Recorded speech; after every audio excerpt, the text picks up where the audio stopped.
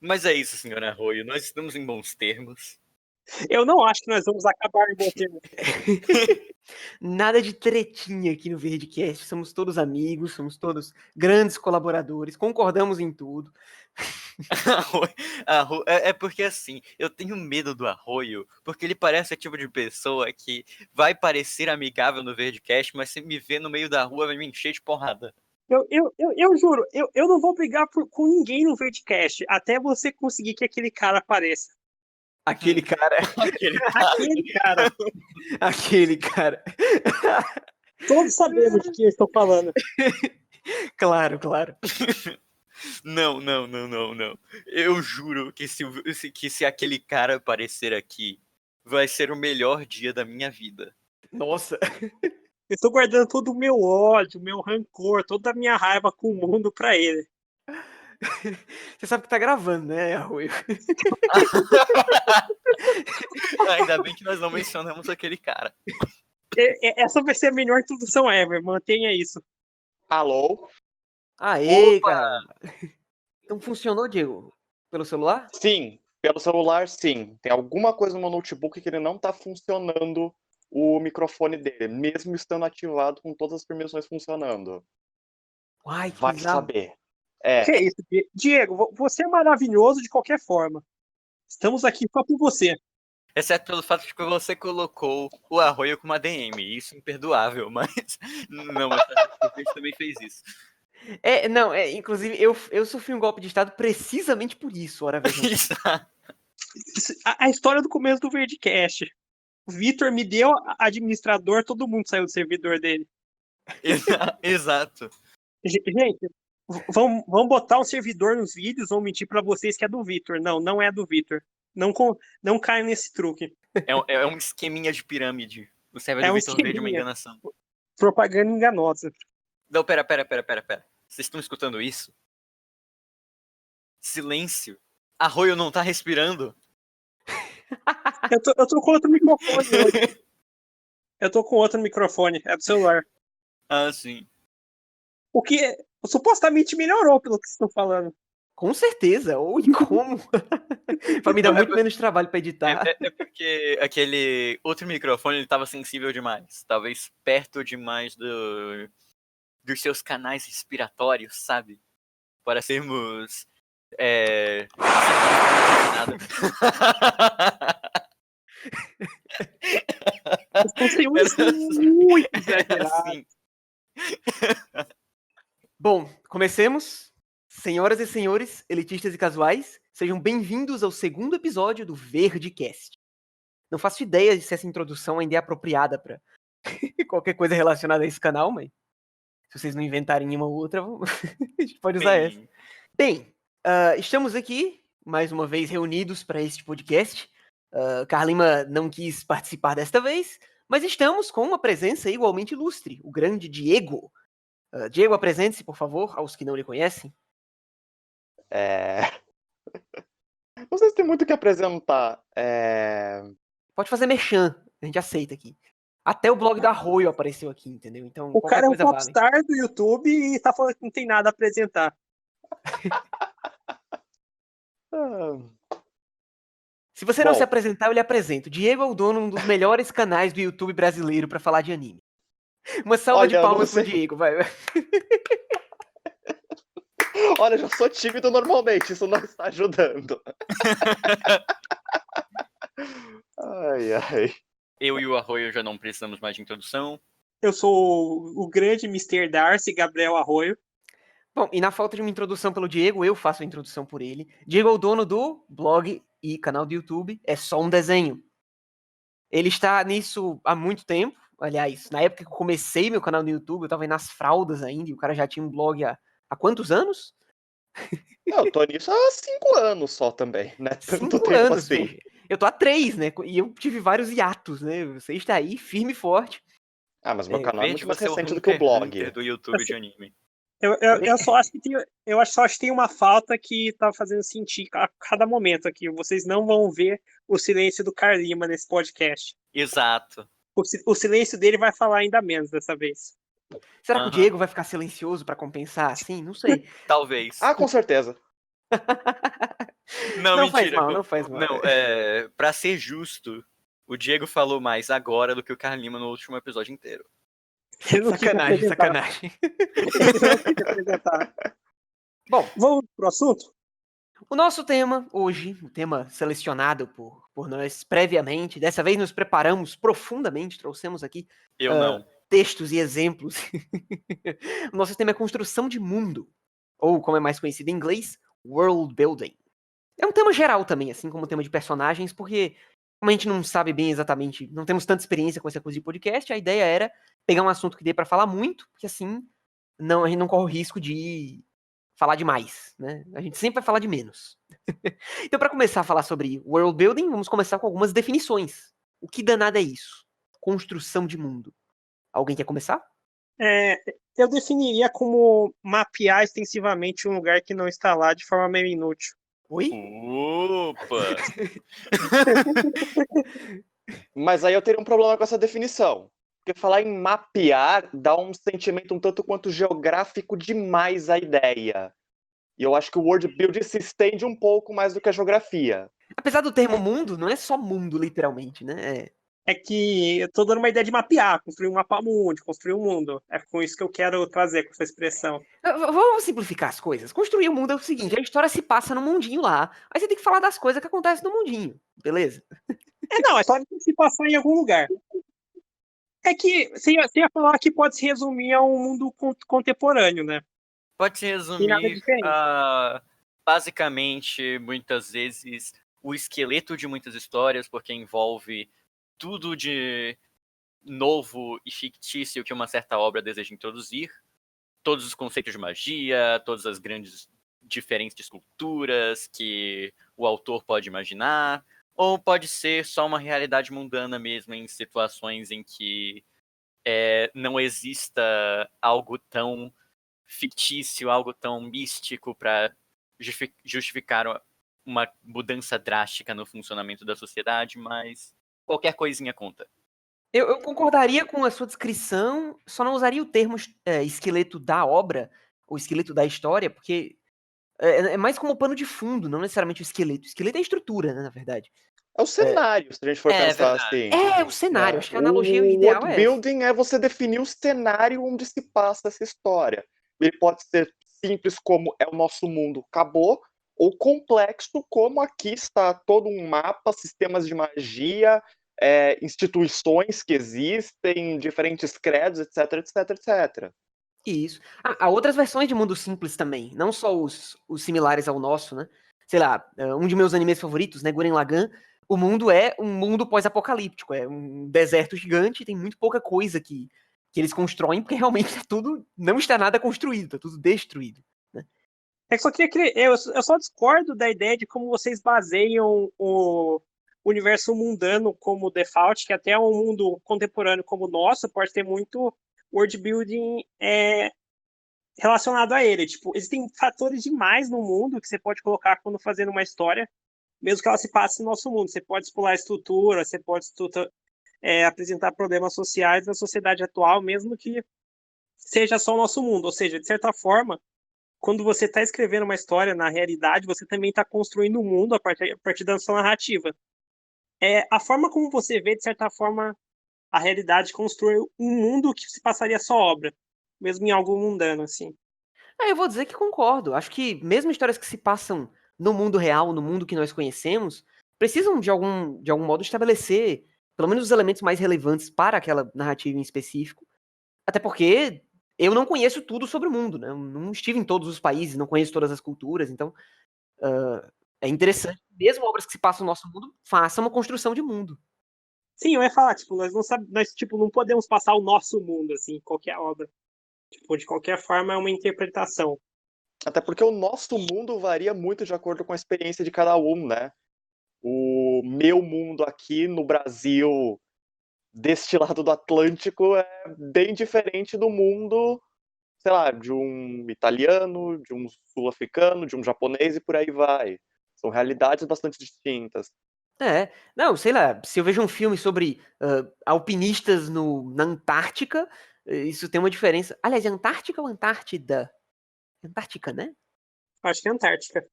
Acho que Se é eu Antártica. uma história de alpinistas na Antártica, eu não faço ideia de como funciona a dinâmica lá, como é que é a logística de quem vai pra lá, quem Acho que fica quanto tempo, Antártida, a questão mas comida. não importa.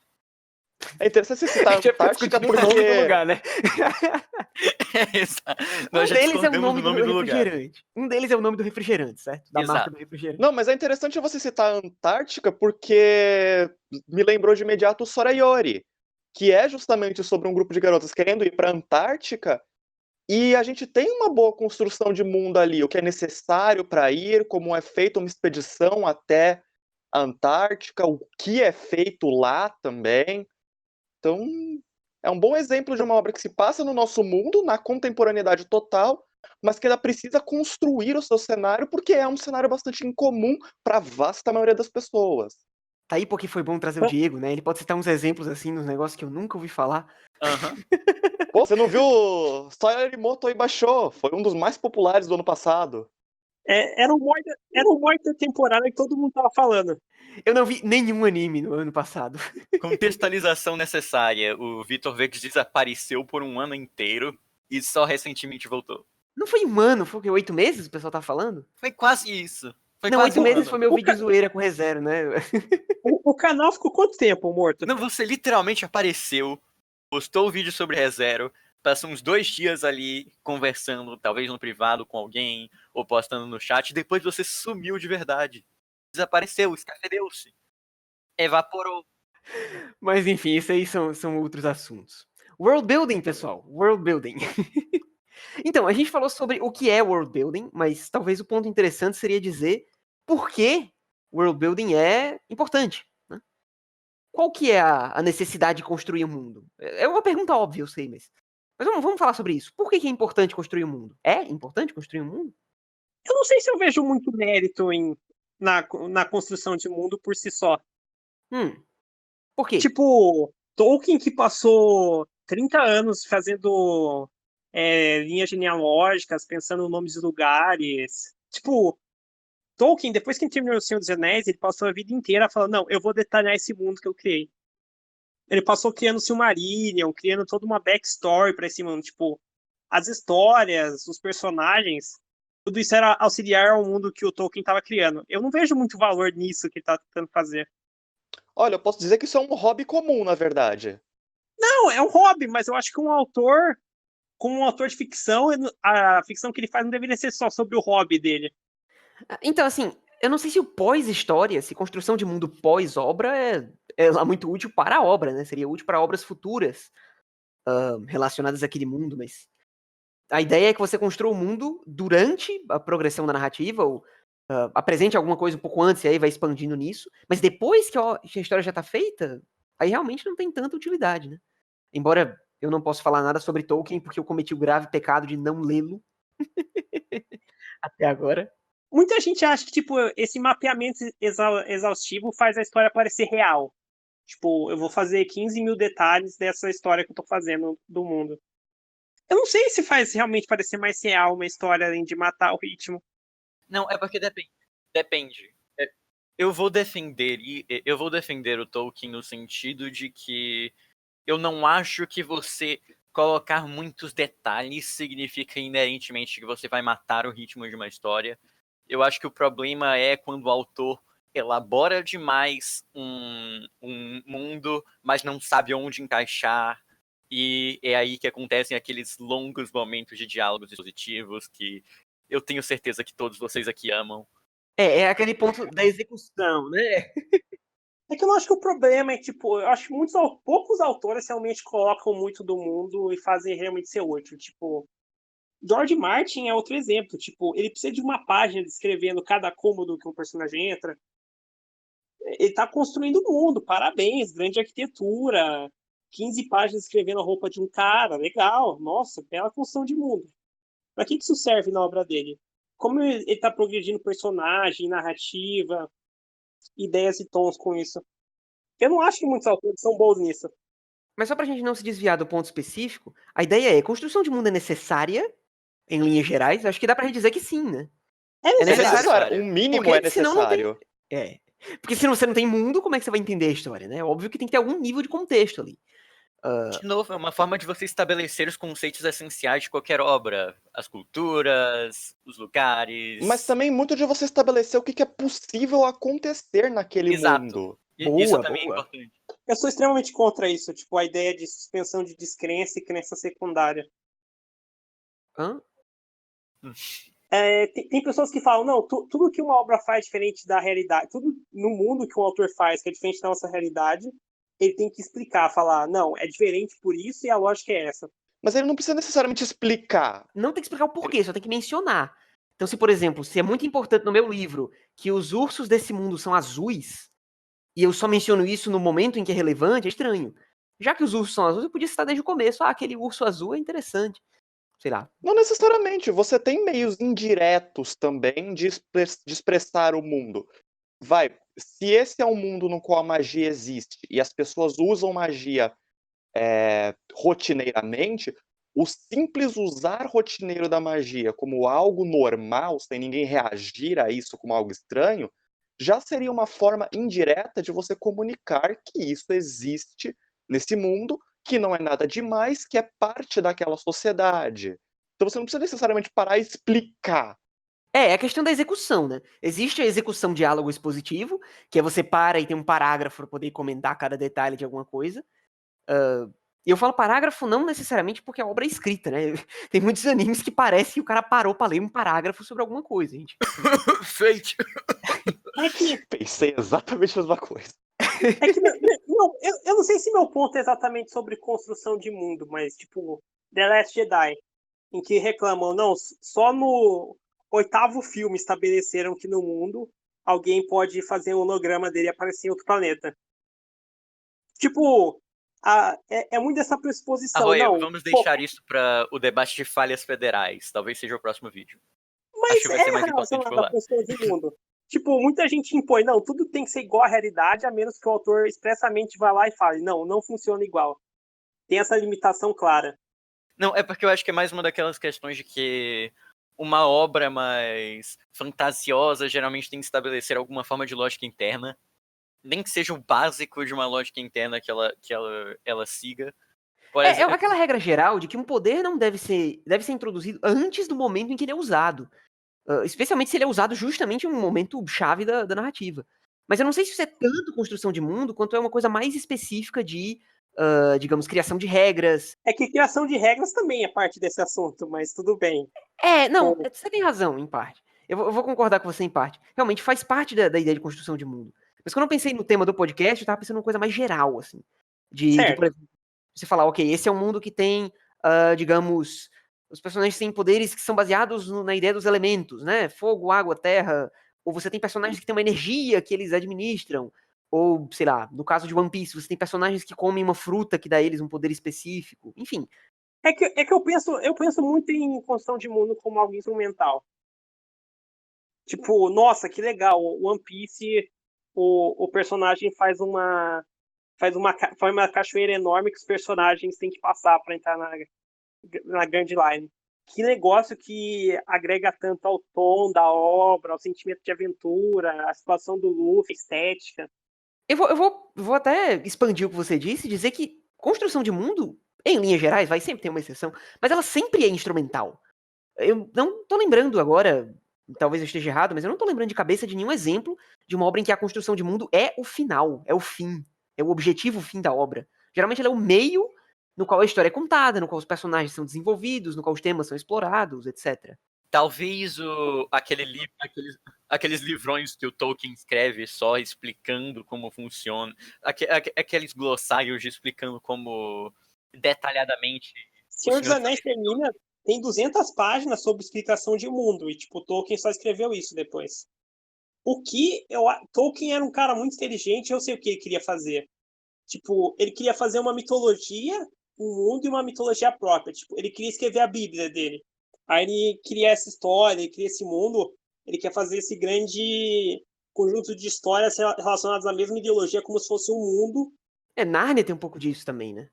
Aliás, muitas histórias de ficção têm isso, né? Quando você constrói uma história, especialmente se ela é muito longa, e se ela lida com questões profundas e tem esse ar de épico, né, de você lidar com questões como seres divinos, com poderes absurdos, é natural que o autor queira expandir seus conceitos para abordar o máximo. É que eu acho que a maioria dos épicos não são exatamente bons nisso, mas, tipo, eles confundem muito complexidade. Tipo, qual é a única coisa que importa na hora de você construir um mundo? Você fazer o mais complexo possível, você fazer o mais detalhado possível.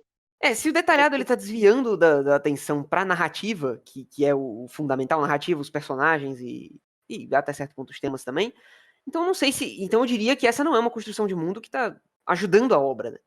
Por mais Sim. que, né?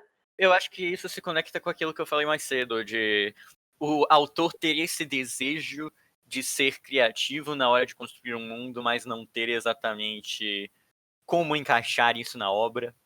Eu não E sei se é aí só isso desviar também. ativamente. Eu não sei se é só isso. Tem também, acho que, um ideal completionista aí. E eu acho que as próprias pessoas, o público em geral, meio que passou a esperar um mundo imensamente bem desenvolvido, em que cada árvore é descrita, que cada detalhe é dado. E eu vejo isso muito, por exemplo, na J.K. Rowling, com Harry Potter. E tá até hoje respondendo perguntas de fãs no Twitter que expandem, de certa forma, o mundo de Harry Potter. Porque o pessoal quer. É que eu acho que os fãs não aceitam que, tipo, o autor não tem todas as respostas sobre o trabalho, tipo, eles deviam fazer algo do trabalho, assim, tipo, criativo na hora que eles leem algo. Sim, mas acho que isso se torna uma expectativa. De qualquer forma, por mais extenso que seja o trabalho do autor, tem um limite para o quanto ele consegue descrever, sem, como a gente tá falando, sem atrapalhar a própria história. Porque Sim. histórias são histórias, então você tem que focar na história. O mundo é o pano de fundo no qual a história se passa. Aí, nesse assunto, até porque a gente já tá falando bastante sobre, criticando bastante outros pontos e tal, já que a gente tá falando de execução da construção de mundo, a gente pode pensar quais são os meios de construir um mundo. Por exemplo, a gente comentou um pouco aqui sobre como diálogos expositivos não são uma boa ideia, né? Mas existe um exemplo em que diálogo expositivo seja uma boa ideia? Eu tenho um que eu queria citar, mas quero ver o que vocês vão dizer primeiro. Eu só ia falar, tipo, às vezes o autor tem simplesmente muita informação. Tipo, se o jeito de você mostrar algo vai ser tipo, não, vamos viajar para outro lugar para vocês verem isso. Tipo, às vezes é melhor o personagem falar. O meu grande exemplo é aquela questão de quando você tem um personagem que é tão desinformado quanto a própria audiência que possa justificar alguma explicação por trás. Mas é claro, você tem que tomar muito cuidado com isso para não criar alguma inconsistência grande com o que é senso comum Esse é e um o que recurso, não esse é um é. recurso muito comum de roteiro, né? Você tem um personagem que é tão desinformado quanto a audiência, claro que é muito complicado você construir um personagem assim, então tem que pensar, ou ele era de um outro contexto, de uma outra cultura e acabou de entrar nessa, ou ele sofreu amnésia, que é uma coisa que acontece muito e acaba sendo um problema depois, né? Porque é muito complicado escrever histórias com amnésia. Ou você tem a solução do Isekai, né? Que o personagem literalmente brotou no mundo novo, não sabe nada sobre esse mundo, assim como você que tá lendo a história. É que só ia falar que é um jeito, tipo, você tá escrevendo um personagem meio para trás. Não, eu preciso de exposição, então como é que eu vou criar um personagem para ser normal, as pessoas falarem isso pra ele? É o problema, você cria um personagem que é primeiro recurso de roteiro e segundo personagem, né? E isso Sim. pode atrapalhar a Tipo, construção dele. sim. Mas dá pra fazer isso bem feito também. Dá sim, com certeza, concordo. Né? Um exemplo que me vem muito na cabeça é Mag, que tem o Aladdin como justamente essa figura, que ele passou a vida numa dimensão paralela, basicamente, e aí brotou no mundo da história. Então ele é meio que esse ponto de vista da audiência, e o descobrir daquele mundo é também uma forma dele aprender mais sobre si mesmo. Então, Sim. dessa dinâmica funciona bem com o personagem. Aliás, eu acho que Mag era praticamente impossível de não citar nesse podcast, porque por mais que eu critique muita coisa sobre os personagens e a história, eu amo o world building de Mag, é uma coisa que eu acho fantástica. E uma das coisas que eles usam, pelo menos no início da história, né, é justamente isso. Não é simplesmente uma desculpa para o autor, ou é a autora, eu não lembro agora. É autora. Autora, né? Para a autora explicar o mundo para nós. Só que, claro, conforme a história se desenvolve, surgem elementos novos que nem os personagens os outros personagens conhecem, e aí fica uma coisa mais natural, né? Não fica só aquela coisa meio forçada de esse é o cara que nunca sabe de nada. Até porque, eventualmente, ele acaba sabendo mais do que os outros personagens, né? Os papéis se invertem, né? Enfim, as coisas vão se desenvolvendo. É que eu curto mais quando o autor confia. Tipo, ele só mostra o evento. Não, os caras vão conseguir tirar um senso pelo que eu tô mostrando. Acho que às vezes é meio... Eu tô com medo da audiência não entender o que eu tô fazendo. Quando simplesmente, não, eu vou dialogar pro personagem aqui. Não, Explicar tudo. usar o diálogo explicativo com um personagem que não sabe de nada é um meio de fazer, mas não é o meio, né? Exato, existe... Você pode, através de meramente mostrar contextualmente certos aspectos do mundo. Ghost in the Shell faz muito isso. Ele não te explica nada. Você vai meio que percebendo como as coisas funcionam naquele mundo a partir das ações dos personagens. Inclusive a tecnologia, conforme eles usam. Pois é, você consegue contar no dedo, assim. Diálogo expositivo de Ghost in the Shell, você consegue contar no dedo. E eles são todos filosóficos, não tem nada a ver com o mundo. Não é ninguém pra explicar o universo do negócio. É aquela citação do Knight, sabe? Que ele fez um dia, só que falando sobre Len, que alguém tinha perguntado o que eram aquelas coisinhas saindo do dedo de Len, da Len, e aí ele só fez aquela piada de que o verde te explica mais tarde, o anime não. Standalone complexo é provavelmente um mundo mais complexo em anime.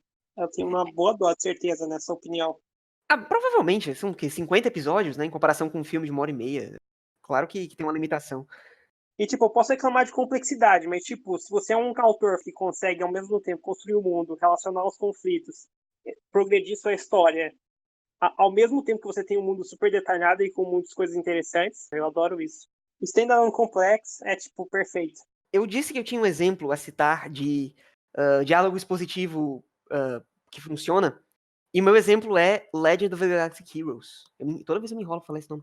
Legend of the Galactic Heroes. Eu tava pensando em citar esse também, porque esse funciona muito bem, de fato. Pois é, porque a obra tem muita narração. Uma presença absurda de narração. Só que ela justifica maravilhosamente isso, porque é uma obra que tem essa premissa de ser um conto histórico. Da nossa perspectiva como pessoas que vivem no século XXI, ela é uma obra futurista. Da nossa perspectiva como pessoas que estão assistindo a história se desenrolar, ela é o presente. Só que da perspectiva do narrador, que tem todas as características de um historiador, essa história é o passado. Então você tem essas três perspectivas ao mesmo tempo na história. Isso se conecta tematicamente com o fato de que a ideia dessa história é justamente que não importa se ela é o futuro, o presente, o passado, porque as ações dos homens são as mesmas. A tecnologia muda, mas no fim das contas, as filosofias, os pensamentos, as hipocrisias também não mudam, são as mesmas. Então o fato do narrador ser de ter um narrador nesse caso é até benéfico à temática da história. É um dos únicos exemplos de narração que é muito bem usado. Eu tenho um problema com o worldbuilding de lore, que é até importante citar, que eu não acho que a tecnologia e, tipo, ser um épico no espaço importa pra narrativa. Isso, de certa forma, é um problema. Tipo, Eu acho que, pelo contrário, eu acho que isso é muito bom, muito fundamental. Não, eu acho importante pra história que o Loki quer falar, mas, tipo, tem viagem interestelar e os personagens agem e é estruturado exatamente como se fosse um conflito na Terra. Tipo, isso pra mim é um problema de worldbuilding. A log é bastante anacrônico. Né? Legend of the Galactic é bastante anacrônico, mas isso é parte do ponto. Eu vou dizer que isso é um problema narrativo leve, mas que é, de certa forma, justificado tematicamente, porque, na verdade, grande parte dos grandes combates de Galactic Heroes são, como o Diego falou, são anacrônicos, né? Eles são versões alternativas de combates que de fato existiram na vida real, mesmo os que não são diretamente referências, mas eles são todos estruturados, a vasta maioria deles são estruturados como batalhas navais, mesmo que eles estejam no espaço, então eles têm 3 dimensões para trabalhar, eles quase sempre trabalham só com 2. E a tecnologia deles avança muito pouco. Tem muito poucas lutas em que há o uso de inteligência artificial, por exemplo. E seria de se imaginar que se eles estão no século 30 ou alguma coisa assim, eles já teriam robôs muito avançados. Então é em parte tematicamente justificável o motivo pelo qual a tecnologia não afeta tanto a história. É justamente para mostrar essa ideia de não importa tanto que eles são uma civilização avançada. O ser humano continua a mesma coisa. Acho que aí tem também o contexto da própria de quando ele foi feito, né? o próprio anime antigo dos anos 80, as novels que eles são baseados, acho que até um pouco antes. Mas mesmo nessa época tinha ficção científica muito forte. Não tinha? Eu não vou lembrar de cabeça de exemplos especificamente dos anos 80, mas ficção científica é um gênero muito antigo, né? Star Trek é de 67, por exemplo. Não, assim, eu não vou dizer da questão da Não, época, sim, eu embora, digo mais claro, em questões de, por exemplo, inteligência artificial muito avançada e tal. Eu acho que tem um pouco também da limitação do que entendiam na época, ou do que esperavam que fosse o futuro. Ainda que Legend of Galactic Heroes ele não é tão preocupado com o futuro, né? É uma história muito mais preocupada com a com a história. humanidade, por assim dizer. Com o todo, né? Com o passado, o presente e o futuro. É que meu ponto era só esse, assim, tipo, eu gosto na construção de mundo quando o autor cria uma tecnologia nova, tipo, ele cria uma tecnologia nova exatamente porque ele imagina, não, como isso vai afetar a personagem, como as pessoas vivem nesse mundo e como ele funciona. É porque, ao contrário de outros sci-fis, que são mais sobre, olha essa tecnologia, o que ela realça sobre o ser humano ou sobre a sociedade, como as pessoas interagem com essa coisa nova. Galactic Heroes é mais sobre, olha esse mundo futurista com coisas novas e olha como tudo tá a mesma coisa. É meio que o contrário de muito sci-fi. Não é um grande problema, é só... Isso, eu concordo, não é um grande problema. Sim. Embora eu vou dizer que também é um problema. Eu preferiria que eles tivessem achado alguma forma de, ao mesmo tempo, ser tematicamente coerentes e ter tecnologias. Ter batalhas que fossem mais plausíveis com a tecnologia presente e tal. Engraçado que o mesmo anime novo não resolveu muito isso, né? Porque você ainda pode usar como desculpa de que antigamente as batalhas eram meio que bidimensionais ali, muito por limitações da tecnologia da época, né? O que você conseguia fazer com a animação. Agora, hoje em dia, que a gente teve o remake de Log aí, as batalhas continuam absolutamente bidimensionais. Eles atualizaram só o design de personagens, que era o que tava precisando, né? Atualizaram. Eu ainda prefiro o design antigo. Você vai penar muito pra encontrar alguém que não prefira o design antigo. Sim. Não, pelo menos não por aqui, né? Por aqui todo mundo. Bom. Por aqui todo mundo prefere o design antigo mesmo. Eu não vejo lógica, não vejo muito futuro nesse design novo. Mas aí é outro assunto, design de personagem. Embora, é construção de mundo também, né? É construção de mundo, tipo, o maior militar da história parecer um Fujoshi de Log é algo importante pro mundo. Né? Assim, a roupa que os personagens usam, os objetos do plano de fundo, né? A estrutura de uma sala, por exemplo, isso tudo é parte da construção de mundo, embora uma parte menor, claro. Um exemplo que eu fiquei querendo citar também é de um de meus mangás favoritos, que é Náusica. Não sei se todos vocês leram Náusica, ou viram o filme, pelo menos. Não, mas já escutamos falar. Mas Náusica tem um elemento muito forte. A construção de mundo de Náusica é muito boa, porque é uma daquelas histórias, né? Um típico épico, que lida com muitos povos, uma guerra grande entre todos eles, muitas culturas, religiões. E Náusica faz o esforço, assim, de caracterizá-los com... Alguns povos têm idiomas diferentes, isso é uma coisa que algumas histórias têm, outras não têm, e até faz falta, às vezes. Náusica tem também, os personagens, cada povo tem o seu próprio esquema de figurino, sua própria arquitetura, sua própria cultura, né? Sua própria estrutura. Uns são uma monarquia mais específica, outros são vilas individuais menores.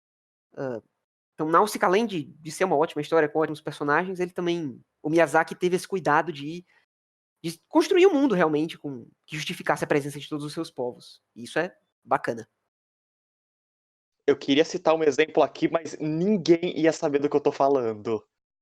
Mas diga, você está aqui para isso. Alguém já ouviu falar de uma série de músicas de Vocaloid conhecidas como Evil's Chronicles? Não. Logo que imaginei. Com certeza não. Exatamente. Eu nunca esperava.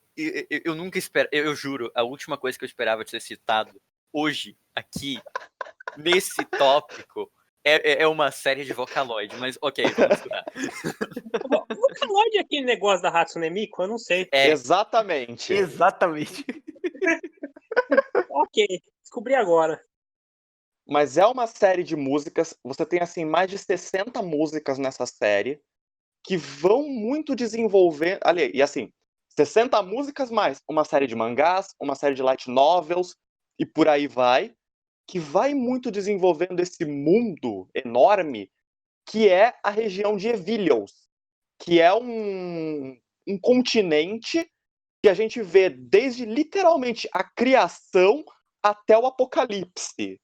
E passando por todo esse meio, a gente vai acompanhando o surgimento e queda de várias sociedades e civilizações, desenvolvimentos tecnológicos, desenvolvimentos sociais. É uma obra que foi bastante inspirada também na história humana normal, né? E que desenvolve um mundo absurdo, assim. Interessante. Deixa eu ver se eu entendi. É uma sequência de músicas, todas elas com um tema no mesmo mundo, é isso? Ambientadas no mesmo mundo? Tipo, eu precisaria de umas 3 horas pra explicar o que é esse negócio de verdade. Né? Inclusive, esse pequeno merchan tem no meu blog um texto enorme, meio que dando uma introdução ao que é esse negócio. Mas qual é a ideia, assim, tipo, se pudesse resumir? É uma lista de músicas? É um álbum? É uma série de álbuns? Porque Vocaloid é são isso, né? vários álbuns, porque o treco durou 10 anos aí em lançamento. Né? Geralmente eram vídeos, né, lançados no Nico Nico Douga, que é popularmente conhecido como o YouTube japonês, e depois compilados em álbuns, que inclusive muitas vezes traziam músicas inéditas também, e que iam contando, através do olhar de vários personagens, pequenos momentos ao longo da história desse universo que é Evilios. Ele é dividido em várias séries menores, a mais popular de todas sendo a série dos 7 Pecados Capitais, onde a gente acompanha 7 pessoas que, influenciadas por um demônio, um dos 7 demônios. É tipo Nanatsu, então.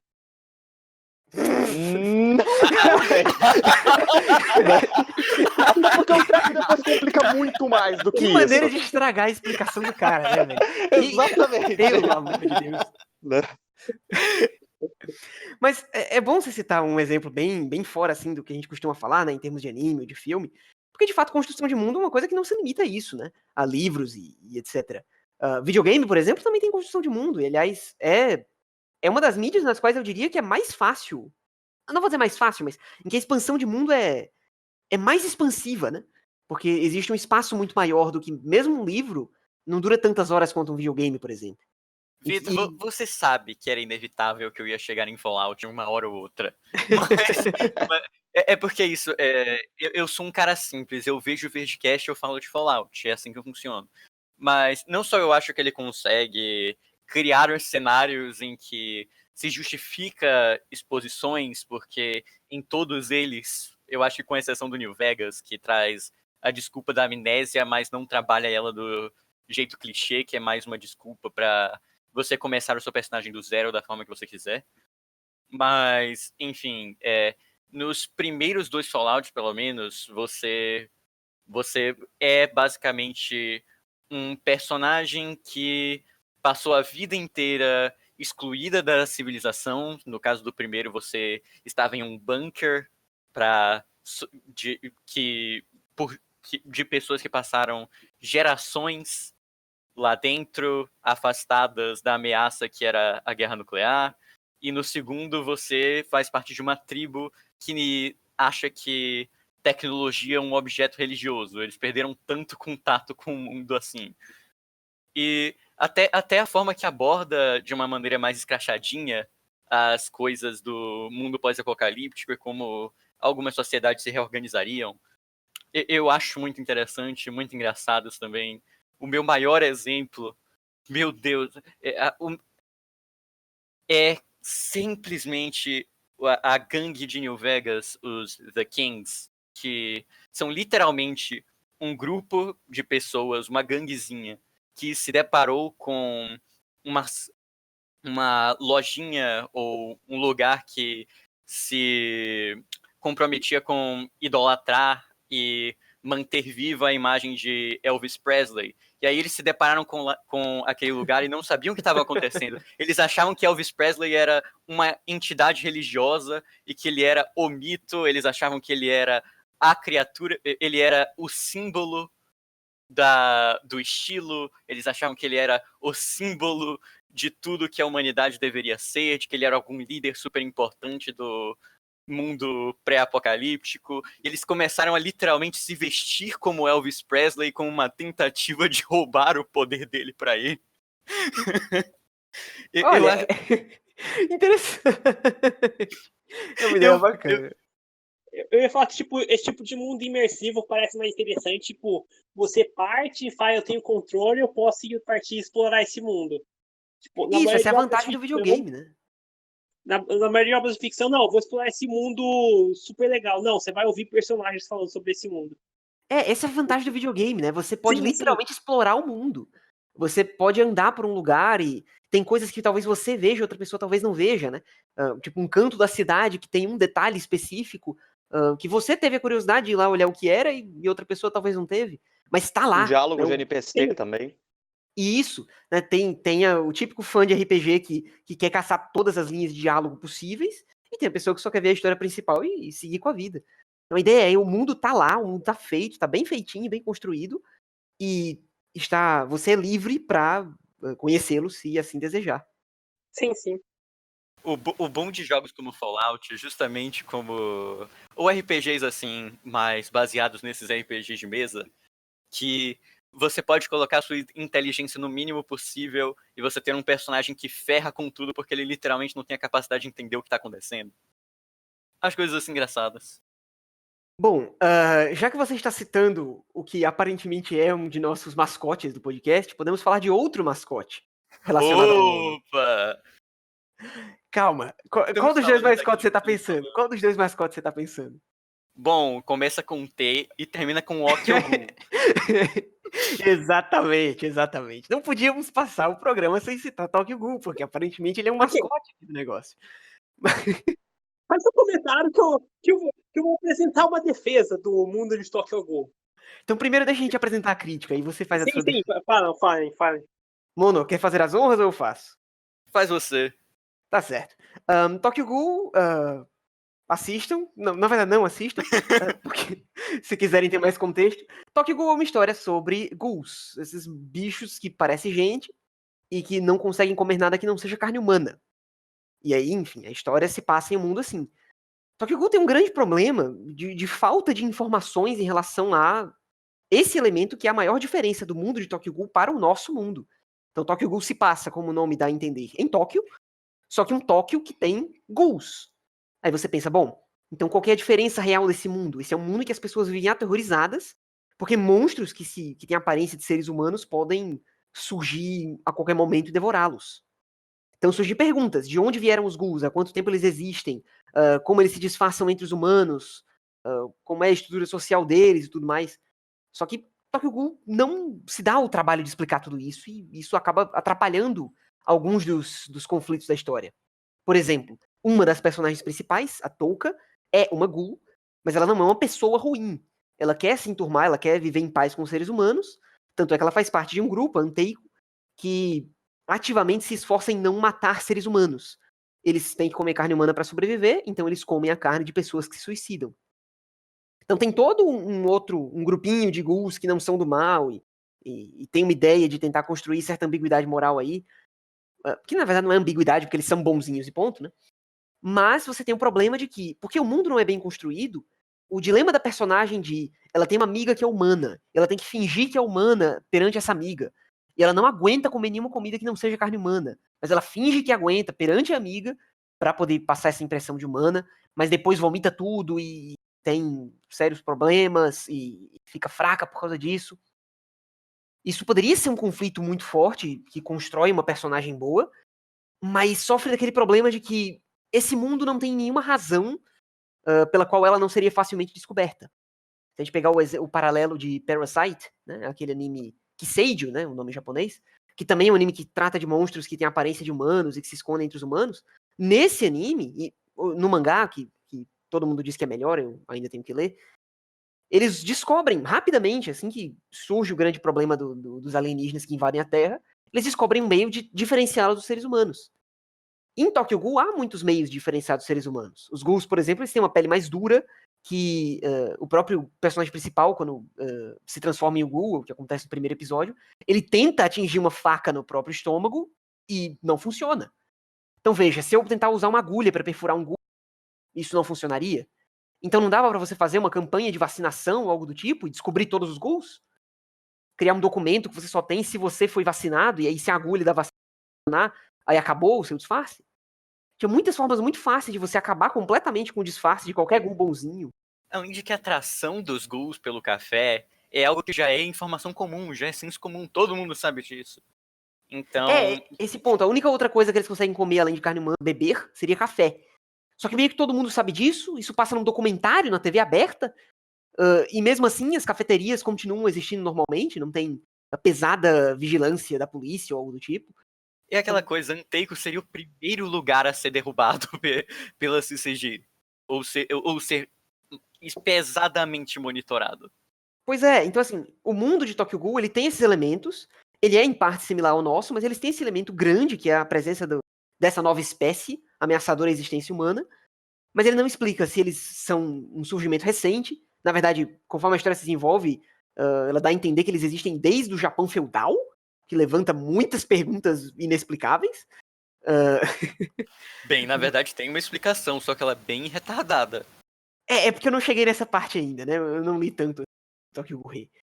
Mas, enfim, só pra gente não ir muito longe em termos de spoiler, a ideia básica é essa. Ele é um mundo parecido com o nosso, com um elemento novo, só que esse elemento novo levanta milhões de perguntas que afetam os personagens diretamente, e essas perguntas não são explicadas, ou se são, não é de forma satisfatória.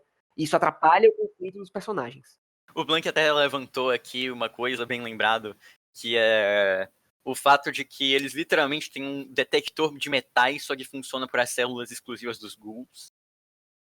Só que ninguém usa, literalmente ela só existe na CCG. Pois é, não, Muito verdade, caro. bem lembrado. Inclusive eles cortam isso do anime, né? Não tem essa cena no anime. Só tem no mangá a cena do detector. Acho que eles cortaram justamente porque eles notaram quão ridículo era que isso existe e não tá em todo shopping, em toda loja, em todo, sabe? Pelo menos em todo lugar grande e público e Você relevante. acha que o governo se importa com vidas humanas, cara? Ele não pagaria pra essa proteção. Na vida real. Verdade. Fomos refutados aqui, veja.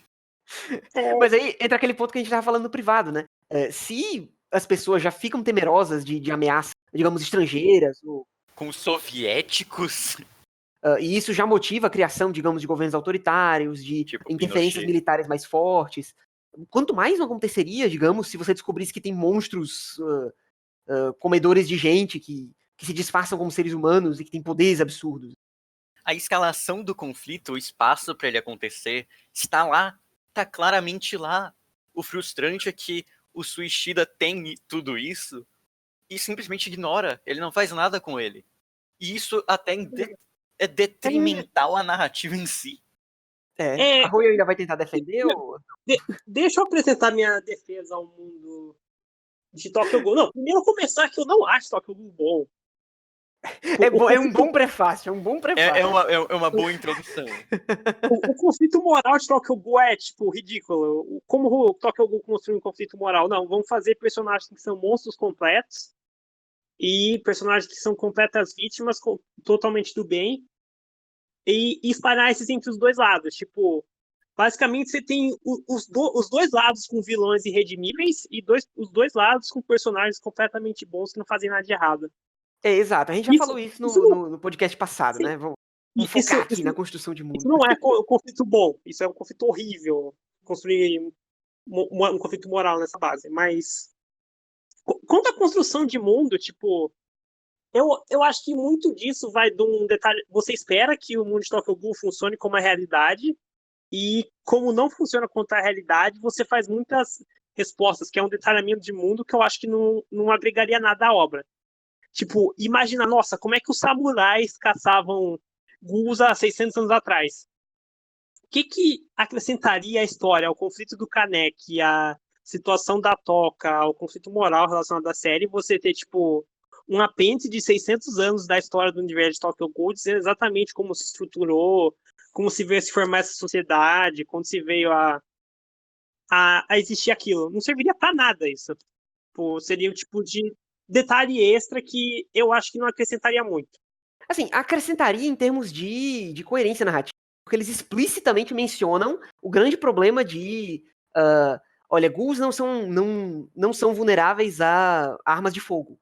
Eles explicitamente mencionam isso. Eles só são vulneráveis a especificamente armas feitas de ghouls. E aí, do nada, eles dizem, não, mas os samurais lutavam com ghouls. Aí você fica, pera ainda, como? Ele introduz esse conceito assim e não explica nada. Era melhor não ter introduzido ao invés de não explicar. Tem uma explicação, ela só é retardada. Eu concordo que era melhor não explicar, não ter introduzido, mas, tipo, a questão é, não existiam samurais brigando com ghouls. A história não é sobre samurais brigando com ghouls. Samurais lutando com ghouls não tem nada a ver com o que Tokyo Ghoul é sobre. Por isso que eu digo que é, tipo, detalhe extra, não exatamente relacionado. Por isso que eu introduzi a minha crítica de Tokyo Ghoul falando sobre como isso afeta o conflito da touca, né? Não, tipo, eu quero dizer que não afeta. Eu quero chegar no meu ponto é que não afeta. Tipo, pra mim, tipo, as instituições e as forças de poder serem retardadas e não fazerem o óbvio pra acabar com os ghouls, não muda nada a perspectiva dela. Que o conflito dela é compreensível, você sabe contra o que o personagem está lutando, você entende a situação dele, e tipo, as emoções dela, o que ela faz e como ela tenta evitar a perseguição é entendível do jeito que o Ishida está apresentando. Você mesmo escreveu o dilema dela.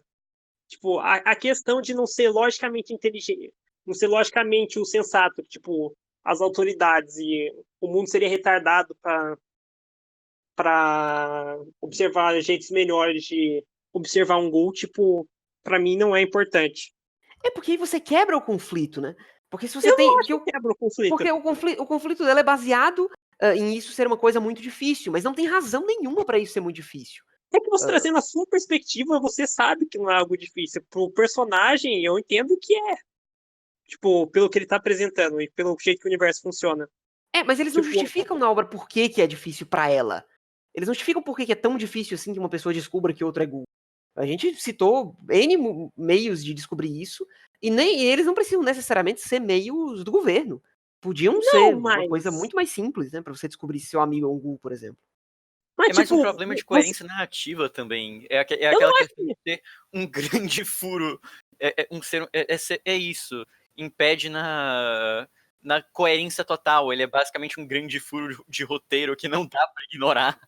É que eu não acho, tipo, nossa, as pessoas são estúpidas e não sabem como identificar um ghoul, apesar de ser óbvio. Tipo, pra mim isso não muda o personagem da Toca. Pra mim, nossa, eu não consigo levar o conflito dela a sério. Porque as pessoas deviam ser mais inteligentes nesse universo. Tipo, pra mim é eu tirando, trazendo minha própria perspectiva, analisando a lógica por meio disso. Eu só não consigo ver como é que o grande esforço dela de não ser encontrada não é afetado pelo fato de que você precisava de muito menos esforço para que ela fosse encontrada, sabe? Se isso fosse feito um paralelo melhor nesse sentido, aí o conflito dela realmente teria um peso maior. Porque você teria essa personagem que tá num mundo em que é muito difícil ser um ghoul, mas mesmo assim ela faz o seu melhor. Na situação dela, não é tão difícil ser um ghoul e fingir que é humano. Então, o esforço que ela tem não parece tão grande assim.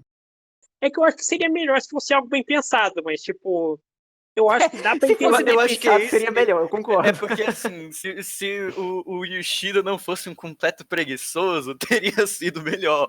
Mas a questão é que ele não é.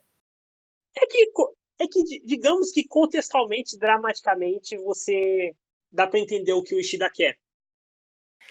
E, tipo, dá. A intenção eu entendi, eu só não acho que foi bem executado, né? É aquela velha questão, intenção versus execução.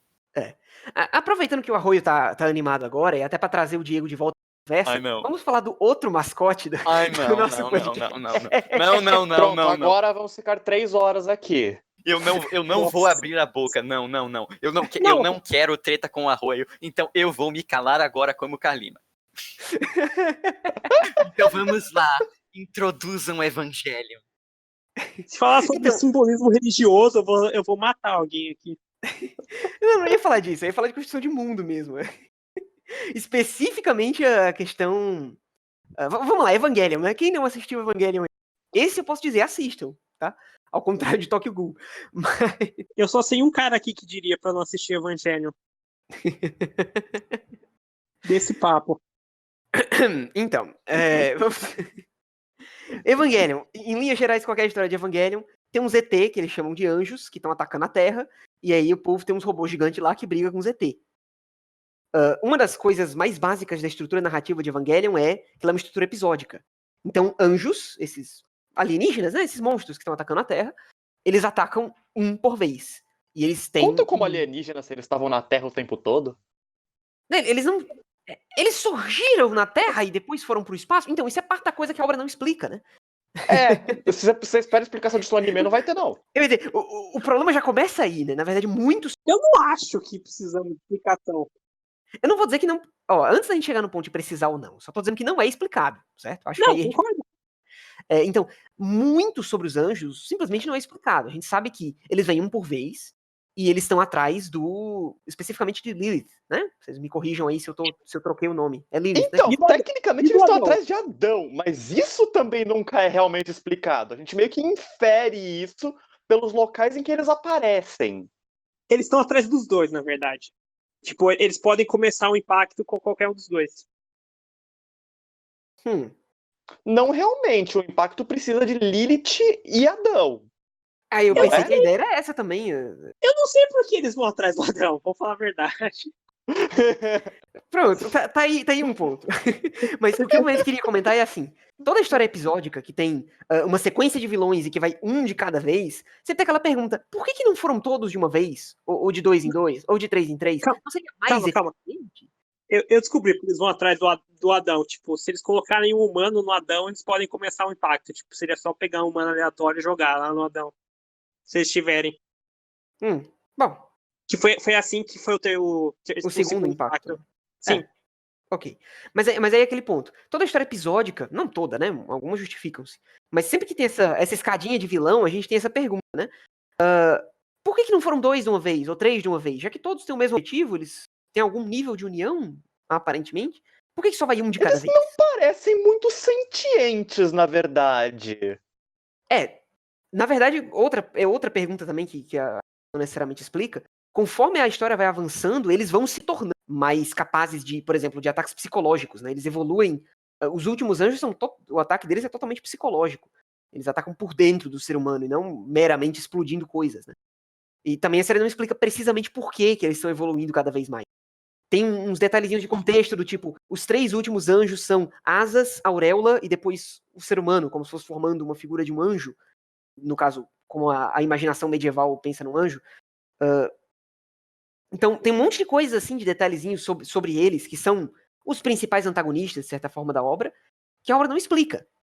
Aí, claro, e isso é parte da construção de mundo, isso é uma falta na construção de mundo, e aí vai entrar no ponto que o Arroio tá doido pra falar, que é, precisa explicar? Eu não acho que conforme a proposta de Eva, explicar a origem dos anjos era realmente algo importante. Então, tem que entender que o mundo de Eva é tipo... O que é o mundo de Eva? O mundo de Eva é como o Shinji principalmente entende o mundo de Eva. Tipo, é a perspectiva dele e como ele entende as situações e os elementos. Tipo, por que o Shinji, sabendo que o mundo inteiro vai acabar se ele não pilotar o robô e ele fugir dessa situação? Todo episódio ele tá... É tentador pra ele fugir dessa situação. Porque o mundo de Eva não importa. O mundo de Eva é a coisa que menos importa nessa obra. O mundo de Eva é algo que os personagens não conseguem ver e fora das suas circunstâncias, dos seus problemas. Tipo, o mundo de Eva não existe sem o Shinji. Por isso que eu digo que é algo relacionado unicamente à perspectiva dele. Tipo, de certa forma, é meio existencial que nem a série, tipo, que é muito sobre você criando significado, perspectiva a partir das suas experiências pessoais e visão própria. Ele vê a si mesmo e a realidade por um prisma completamente pessoal. Que ao mesmo, por isso que apontam Eva... Não, só pra falar que é por isso muito também que apontam Eva como o precursor do Sekai-Kei, né? Sim. Que é esse... Não sei se dá pra chamar de gênero, mas enfim... Que é essa coisa que define histórias na qual o plano de fundo, que seria o universo, as instituições e tal... meio que não realmente existe praticamente. Né? O exemplo último do Sekai-Kei é aquele primeiro filme do Makoto Shinkai. Eu nem vou lembrar o nome desse negócio agora, mas que uma garota é mandada. É Place Promise in Your Early Days. Não, acho que é anterior até esse daí. É? Não, o primeirinho que ele fez foi um curta, né? Ela e o Seu Sim. Gato. Não, o seguinte é esse. Aquele negócio que tem uma meia hora que ele fez Isso. sozinho também. Isso, que ele fez no notebook, se eu não me engano. É Hoshino alguma coisa. Hoshino Kodon, Hoshino... Hoshino Koe, acho que é. Eu não sei. Eu acho que Acho que é. Porque acho que em inglês é Voice of the Star, alguma coisa assim. Que Voices of a the Distant garota Star. É Hoshino é Koe. Isso. escolhida pra ser enviada pro espaço, pra lutar contra uma espécie alienígena. E a gente não tem esse... que geralmente chama de plano de fundo. Que seria, por que ela foi escolhida? Por que ela foi mandada? Pra onde vieram esses ETs? Que raios de instituição militar é essa que tá pegando garotas aleatórias e mandando pro espaço? A gente não tem nada disso porque nada disso importa. Porque o foco ali é a relação dela com o garoto que fica na Terra e a dilatação temporal no qual ela envia uma mensagem e começa a demorar cada vez mais para a mensagem chegar. Então, quando chega a última mensagem dela, já tá muito mais velho. Né? A tragédia dessa situação, o que realmente importa aqui na história. O mundo, nem tanto. Essa meio que é a ideia do Sekai Kei, né? Mandam ela pro espaço com uniforme escolar, mas tipo... Então, eu queria comentar esse ponto. Inclusive, eu tenho vontade de falar contigo sobre Makoto Shinkai, Diego, desde a vez que a gente fez aquela colaboração há uns anos atrás no teu blog, porque eu mudei drasticamente de opinião sobre algumas obras dele, particularmente 5 centímetros, como você deve saber já. Mas, enfim, especificamente sobre Hoshino Koe, eu acho que eu vou dizer um ponto muito parecido com o de Evangelion, que, assim, ambas são obras que claramente querem focar nos seus... que gastam a vasta maior parte do seu tempo de tela, do tempo da obra em si, falando dos personagens e abordando eles e mostrando conflitos entre eles. Mas são obras que se passam em mundos que têm conceitos vastamente diferentes, digamos, do nosso mundo, vastamente inexplicados. Ambos são sci-fis, né? Ambos têm robôs gigantes, coincidência ou não. Ambos têm alienígenas atacando. Mas, como é que eu posso dizer? Ambos têm um mundo enorme, assim, que eles introduzem, e aí focam só no conflito de personagens específicos. E aí, como é que eu posso dizer?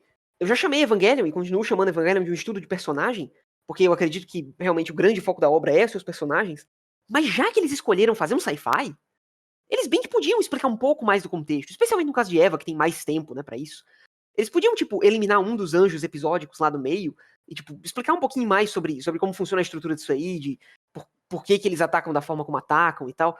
Não faria mal, acho que faria bem até a narrativa que esse plano de fundo, olha aí, que o mundo que serve de plano de fundo ao desenvolvimento dos personagens fosse uma coisa bem amarradinha, bem fechadinha, bem coesa, para que a gente não estivesse se distraindo do desenvolvimento deles, pensando nessas questões secundárias.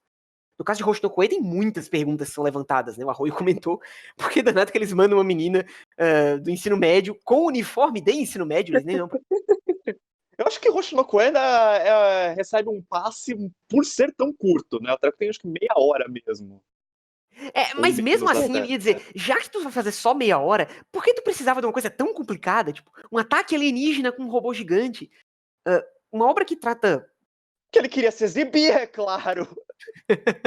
É porque ele queria, né? Ele queria fazer uma história gigante. Eu ia virar e falar o que eu consigo fazer sozinho. Me dá dinheiro aí. Eu não o culpo. O robô gigante é muito legal. Né? Mas assim, por exemplo, Gunbuster, que também é uma obra muito curta, né? São 6 episódios, o total é basicamente um filme, né? Umas 2 horas menos. Embora eu não ache Gunbuster essas coisas todas, mas ele aborda o mesmo conceito da dilatação temporal, né? Dessa coisa de duas pessoas estarem em momentos diferentes de velocidade, isso, de aceleração, na verdade, isso faz com que uma envelheça mais rápido que a outra, isso quebra relacionamentos e tal. Acaba abordando melhor, em parte, pelo fato de que o mundo lá é um pouco mais explicado. E Gunbuster nem explica quase nada sobre os alienígenas. Eles são só uns ET que estão atacando a Terra. Deixa eu perguntar uma coisa. Alguém aqui assistiu Nadia? Nadia Não, ainda não. É porque ele é interessante nessa discussão, porque ele é muito mais explicação de mundo. Você tem um mundo, universo ali que é muito bem explicado até. Só que um problema que eu tenho com Nadia é que ele é um anime no qual cada episódio parece só conseguir fazer uma coisa. Então, em um episódio, você vai desenvolver os personagens. No outro episódio, você vai explicar o mundo. No outro episódio, você vai avançar a história um pouco. E nisso de só conseguir fazer uma coisa por episódio, às vezes a história fica meio truncada. Às vezes parece que a gente tá parando a história para fazer alguma outra coisa. Às vezes também é isso que quiseram evitar em séries como Evangelion. Né? A gente tem um foco, tem uma coisa que a gente quer fazer, vamos fazer isso aqui, o resto é acessório. Para não ficar essa confusão às vezes também. Isso pode acontecer. Eu acho que isso é só um problema de incapacidade de estruturar bem a narrativa. Acho que a Nadia é um exemplo interessante porque é do mesmo ano também, né? Do mesmo diretor. Do mesmo diretor de Evangelion. Infelizmente eu não vi ainda. Mas, evidentemente, não é impossível você fazer os dois ao mesmo tempo, né? Desenvolver personagens e desenvolver o mundo, né? A gente outros exemplos que a gente citou mais cedo aqui nesse mesmo podcast fazem isso. Não sei se o próprio Ano que preferiu não fazer por uma experiência negativa em Nadia ou algo assim. Aí eu não saberia explicar. Não, Nadia foi uma experiência negativa tremenda pra ele. E isso não tem nem como discordar. É que eu só ia falar que, tipo, essa ideia que tem muito relacionado, não, eu quero que a série faça tudo. Tipo, que eu acho Sim. que na hora de construção de mundo, isso não necessariamente é o ideal. Tipo, é muito melhor algo focado, que saiba o propósito, entenda o que esses elementos servem. Consegue observar os símbolos, as intenções, aplique diretamente isso e não tenha muito em termos de elementos extras que pra mim não servem pra nada. Tipo, Que é também um pouco do... explicar qual é a origem dos anjos não muda nada o conceito do Shinji, por exemplo. Que é o que eu tava falando também, um pouco desse ideal completionista que às vezes a gente tem de querer sempre mundos extremamente bem desenvolvidos, extremamente bem detalhados, até que ponto isso é necessário, tem essa questão também, mas até que ponto isso é até possível, né? Dentro do que cada autor pode fazer, dentro do limite que tem, do tempo que tem, da história que quer contar e por aí vai. Não duvido nada Da que mídia também. a vasta maior parte das perguntas que a gente tem com relação a Evangelion, eu tenho quase certeza que o próprio Ano não faria a menor ideia do que responder se perguntasse pra ele na hora. Né? Se chegasse pra ele e perguntasse, por que os anjos parecem ir evoluindo com o passar da história? Acho que ele ia virar e falar, por que deu vontade? Então, assim, ó, eu diria, em termos de, pra fazer uma certa conclusão pra essa discussão toda sobre a necessidade de explicações sobre elementos narrativos, se um elemento não é necessário, não o introduza. Eu acho que a introdução de elementos desnecessários é em si mesmo um problema. Se uma história é, digamos, um estudo de personagem, eu acho que seria sensato por parte do autor não fazer um mundo complicado, fazer um mundo menos complicado possível, justamente para não distrair da sua história. Porque aí você tem Evangelion, que é uma história que é um estudo de personagem, e você tem pessoas que estão fazendo vídeos e mais vídeos para poder explicar o mundo de Evangelion. E menos focadas, talvez, no que seria o mais importante, que são os personagens. Então, por mim, se é para não explicar, é melhor não introduzir. Eu acho que essa é uma certa conclusão que a gente pode tirar. É que o mundo de Eva é importante para os conflitos dos personagens. Tipo, os anjos existirem, essa situação. Saber o passado deles, não. Tipo, e essa questão de, tipo, pessoas estarem olhando é muito da fandom também. Que, tipo, a fandom tá, que nem o Mono falou do Dumbledore. A fandom tá olhando para esses detalhes necessários, se perguntando há 10 anos qual a sexualidade dele. Tipo, eu acho isso impossível de evitar, assim.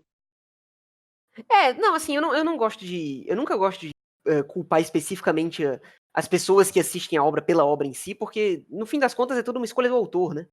Potencialmente de investidores e similares que estão envolvidos, mas existem fãs que exigem coisas que são impossíveis, né? Como o Diego comentou.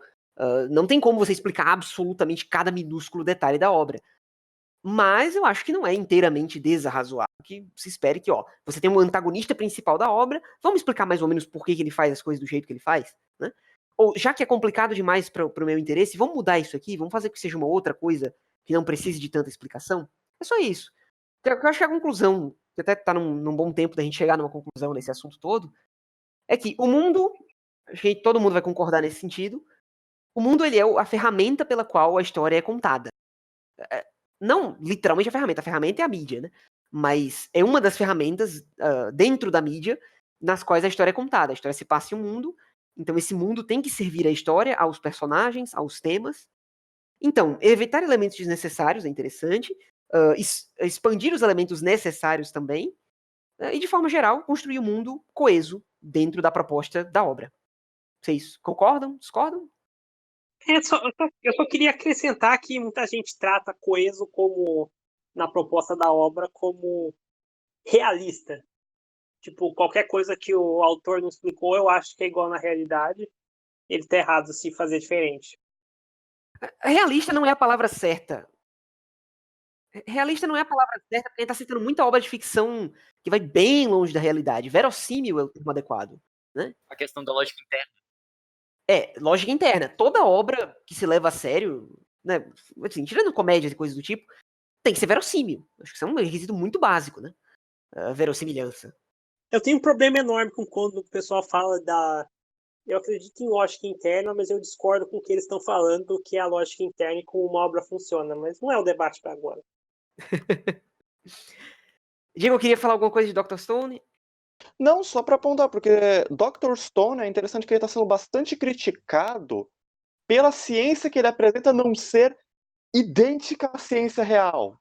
Né? Ciência que, no caso, a aplicação de conhecimentos e produção de tecnologia e produção de certos objetos e tal, não ser idêntica ao mundo real, quando a história teoricamente se passa no mundo real.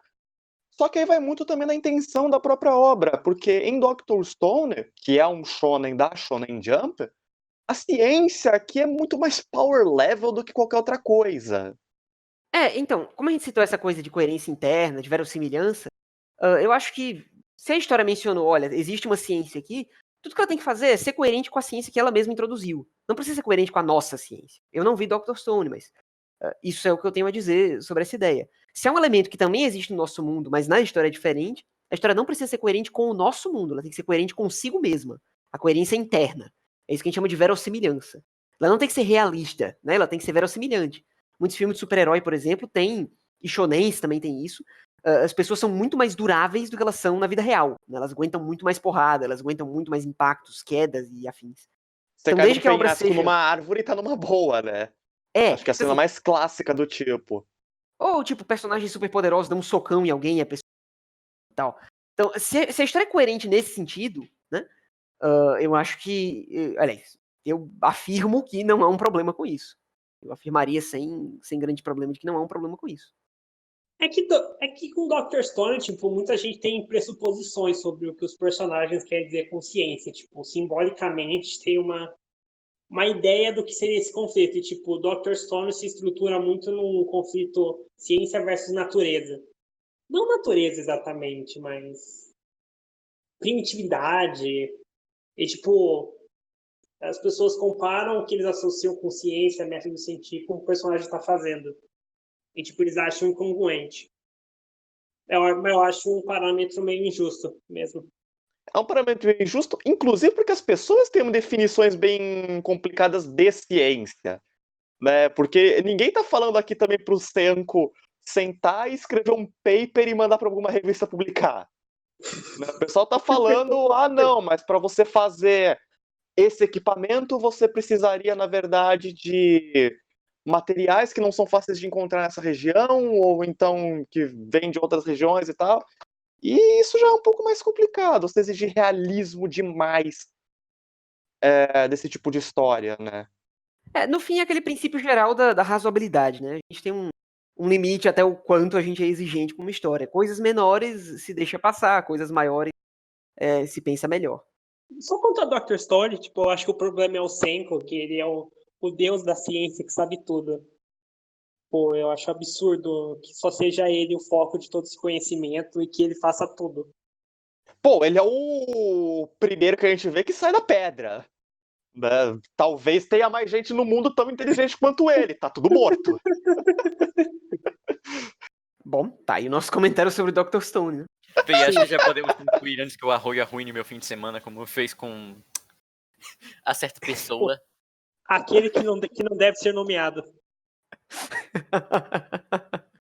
Bom, acho que a gente já deixou bem claro nossas ideias e opiniões sobre esse assunto. Uhum. Há algo mais a acrescentar? Vamos falar nossos exemplos de melhor world building? Eu ia dar essa ideia de a gente terminar falando de alguns bons exemplos de world building. De preferência, alguns que a gente não tenha mencionado ainda. Seria até legal. De cabeça aqui, eu vou ter que pegar meu. Deixa eu ver, citar exemplo de anime, principalmente, já que é o assunto principal aqui, ou não? É. Pode ser, Sei não. lá. Se sintam à vontade, vai. É que eu não vou lembrar de exemplo de absolutamente tudo. Mas digamos. Falamos de Galactic Heroes, Princess Tutu, uma história que tem um world building interessante. Uma história que se passa num mundo relativamente pequeno, uma cidadezinha afetada pelo fato de que nessa história ficção é realidade, mas há muitos detalhezinhos de construção de mundo que são bem feitos em Tutu. Né? Então você tem pessoas que são meio animais, meio gente, né? E isso é explicado pela obra e tal. Tem uns detalhezinhos bacanas. Cowboy Bebop, eu acho que tem ótima construção de mundo. Technolize até certo ponto. Deixa eu ver outras obras que eu tenho aqui citado. A gente já falou de Ghost in the Shell. Full Metal tem ótima construção de mundo. Né? Você tem toda a explicação da questão da alquimia, várias culturas, vários povos, a interação entre eles, né? Toda uma história por trás. Eu acho que é um ótimo mundo também. O que seriam mais exemplos? Eu tô pegando da minha lista do My Anime List aqui, só pra me relembrar. Eu só queria falar que o meu, para mim, é os livros da Ursula Le Guin, que para mim você não consegue imaginar as histórias dela se passando em qualquer outro mundo. Tipo, o que eu mais quero falar é que eu acho que a ação de mundo tem que ser funcional para a história e personagens e os temas. E, tipo, se ela vai falar de uma arquitetura de um prédio, ela pensa em relacionar a psicologia, a essa sociedade, a como ela funciona. Tipo, é absurdo como ela integra todos os elementos que ela coloca no mundo pro que ela quer fazer. Isso para mim é o ideal. Acho que em termos de livros, teriam exemplos enormes de construção de mundo, até por causa do espaço, que é muito maior. Sim, Acho que grandes autores dos Sim. livros provavelmente são muitos, quer dizer, com certeza são muitos, e provavelmente há muitos exemplos de ótima construção de mundo. É porque eu sou analfabeto funcional e não li tantos livros para poder comentar. Né? Eu também, esse é o meu único exemplo. Né? Um exemplo que eu traria, de anime no caso, é a construção de mundo que é feita em área. Não sei se alguém aqui chegou a assistir. Ainda não, mas tá na minha lista, já foi muito recomendado. É muito, muito bom. E ele tem uma construção de mundo bastante sutil também. A gente vai pincelando pequenos pedaços que a gente vai entendendo melhor a história de... Né, para quem não sabe, Área se passa no distante futuro, Marte foi terraformado e colonizado, e lá a gente tem a cidade de Neo-Venésia, que é cópia da Veneza na Terra, que já não existe mais, subentendido-se por conta de mudanças climáticas na Terra, né? E a gente vai pincelando muito do que aconteceu com a Terra e da história de Marte e tal, a partir de pequenos comentários, assim, que vão construindo legal aquele mundo. Tá aí. A área já tá na minha lista faz muito tempo, eu tenho muita vontade de conhecer. Eu tenho que ver a área. Bem, já acabaram com os exemplos que eu tinha para dar, então no máximo vou tentar fazer uma conexãozinha aqui rápida com algo mais pé no chão, que é Planets, que mangá científico, e eu gosto muito de toda a pesquisa que o autor teve que fazer para fazer o mangá. Bem interessante. É outro que tá na minha lista há muito tempo, tanto o anime quanto o mangá. Doido pra comprar o mangá que saiu aqui no Brasil. Eu vi falar muito bem de Planet. Um exemplo que eu não sei porque o Arroio não citou até agora, One Piece, né? Eu não sei como a gente passou o podcast A inteiro sem gente citar tinha One Piece. citado One Piece, eu Eu acho. falei de One A gente Piece. tinha? Quando eu tava falando de Citou no estética, comecinho. tipo, é absurdo a estética e, tipo, quanto acrescenta a tom. Não, a ideia de aventura que o One Piece passa com a estética do Oda, de algo Você citou. Não, verdade. grande, que você não pode imaginar lá fora, tipo, algo absurdo. Isso é, pra mim, a melhor coisa em One Piece. One Piece tem um recurso interessante que o Oda usou, né? Que ele construiu um mundo de tal forma que o mundo é composto de ilhas. E assim ele não se limita a um tema geral, ele consegue... Cada ilha é uma coisa completamente diferente uma da outra, né? Isso foi uma sacada muito bacana, porque assim ele consegue soltar a criatividade dele e criar mundos absurdos dentro de um mesmo mundo. O Oda criou uma fórmula interessante, porque ele construiu o mundo de tal forma que ele pode repetir a mesma coisa o tempo todo, porque é tudo igual. Ok. Mas é engraçado, tipo, ele criou várias ilhas, cada uma é um mundo separado, mas, tipo, são, de certa forma, os mesmos conflitos entre a marinha os piratas rolando em todas as ilhas. Então, tem essas forças do governo mundial dos piratas e todos os lugares do mundo você vê esse conflito se repetindo. O que eu acho bem interessante, que o Oda faz muito bem. Não, a estrutura de todos os arcos de One Piece é muito similar. A grande coisa que diferencia, né? No caso, em parte, é justamente o contexto, né? Qual é o mundo em que isso está acontecendo? Qual é a ilha que isso está acontecendo? Qual é o conflito específico dessa localização? Então, é só um exemplo assim que eu achei que a gente... Na minha cabeça a gente não tinha citado, eu esqueci completamente, mas já que citou, é só bom focar bem esse detalhe que eu acho que é bacana. Eu não falei agora por isso, mas senão eu ia falar. Bom, mais algum? Ou podemos concluir? Acho que já dá pra concluir. Também. Sim. Estou feliz com o estado. Então, é isso que temos a falar sobre construção de mundo. Não sei se chegou a ser tão longo quanto o outro, eu só vou saber quando eu for editar. Acho que foi mais curto um pouco. Eu acho que foi mais curto. Mas olha só, pelo lado bom, eu me engasguei com as palavras muito menos que no primeiro. Claro, você ainda vai ter que cortar algumas coisinhas, né? Vocês me dão muito trabalho, cara. Olha, pelo lado bom, pelo menos o Arroio não tava fazendo sua impressão de Darth Vader aqui. Isso foi bom. Isso foi muito bom. Sabe? Diego, curtiu nossa companhia? Sim, foi divertido. Diego, você contribuiu bastante. Gostamos de ter você aqui. A sua presença ilustre foi muito bem-vinda. Você falou quase tanto quanto o Carlima. O cara fez nosso podcast anterior. Aliás, esse é a conclusão, é o momento merchan, hein? Diego, apresente o seu blog, caramba. Faça o seu merchan, fale aí. Diga sobre o que você fala, apresente seu... Fale tudo. Não, mas já falou no começo, né? Eu tenho um blog e canal, os dois têm o mesmo nome, é só um desenho, que é sobre anime, mangá, faço reviews, análises. E você fala sobre como tudo é só um desenho, né? E não tem muita... Claro. Não, reviews, análises, textos aleatórios. Comentários gerais. Eu gosto muito do teu blog e do teu canal. Graças ao meu hiato, eu não o estive acompanhando. Mas tá aí, recomendação. Vão atrás, o link tá na descrição. Eu não vou colocar o link do blog do Arroio de novo. Óbvio que você vai colocar o link no meu blog. Tá bom, eu vou colocar, eu sou bonzinho, eu vou deixar. Enfim, tem outros links aí pra quem tiver interessado. O link para o meu My Anime List, que eu não entro há alguns meses. Então deve estar um pouquinho desatualizado. O link pro servidor do Discord no qual eu apareço, no qual estamos gravando este podcast. Que na verdade não é meu, inclusive. Eu acho que eu não tinha deixado isso claro ainda, mas... aconteceram coisas. Ele sofreu um golpe de estado porque deu a administrador pro Arroio. Todas as pessoas daquele lugar me amam, vocês deveriam saber disso. Não, todo mundo sabe que o Arroio é uma pessoa muito amável, né? Evidente, fica claro. Ele só... É assim, você só não pode falar mal de Eva na frente dele, porque senão ele é ruim numa semana inteira de você. Tipo, sabe... Aquele que não será mencionado aqui?